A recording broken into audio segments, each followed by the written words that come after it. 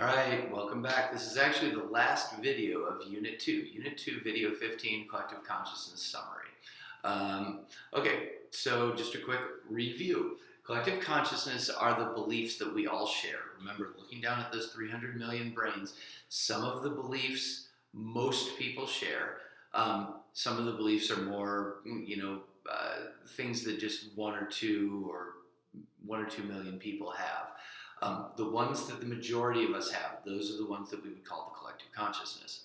The collective consciousness defines reality. The collective consciousness tells us what we should be doing. It's moral. It's like driving directions. Where the symbolic universe defines reality for us, it's like a map. The collective consciousness is telling us where to go, how we should be proceeding through our lives. Then the last point that I want to make, I think this is, of course, the beliefs aren't necessarily good or bad. They just are popular here.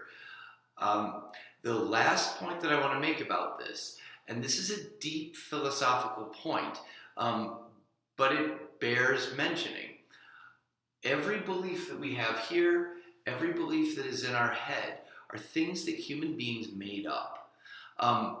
We talked about fictional symbols when we talked about the symbolic universe. And we talked about the fact that we have this imagination. We're able to invent these things.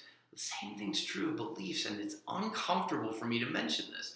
The idea, I'm fine mentioning the fact that, like, white supremacy is something stupid that people made up. I'm fine with mentioning that when the Taliban in Afghanistan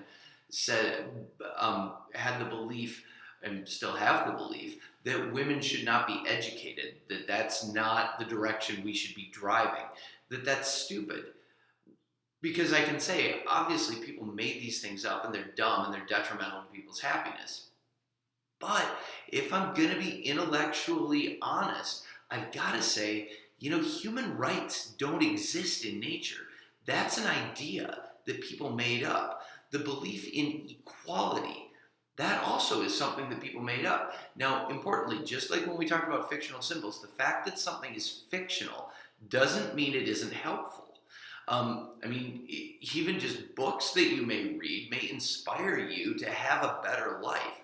And certainly the organizations that we're part of help us cooperate and produce wonderful things.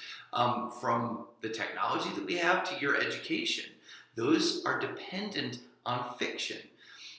Just the same, there are some beliefs that I personally believe are super helpful. The belief in human rights, the belief in equality, are beliefs that are beneficial to our species and to us as individuals.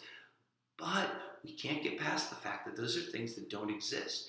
When you look down at Homo sapiens, human rights is not something you see. People had to say, you know what, I believe that we should have these things we call human rights, and that those are things that should guide the way we live our lives. It's uncomfortable for me as a person who believes everybody should have a great life to say that, but it's true. Okay, that is it for the collective consciousness. Add it to the symbolic universe. You've got a map and driving directions, and what we've got there all together is a culture. That's it for this unit. You've got all the videos that you need for this exam. Pick a concept from this, a topic from either symbolic universe or the collective consciousness, and reflect on it. Think about how your life has been influenced by the existence of this. And I think that's it. If you have any questions, feel free to ask.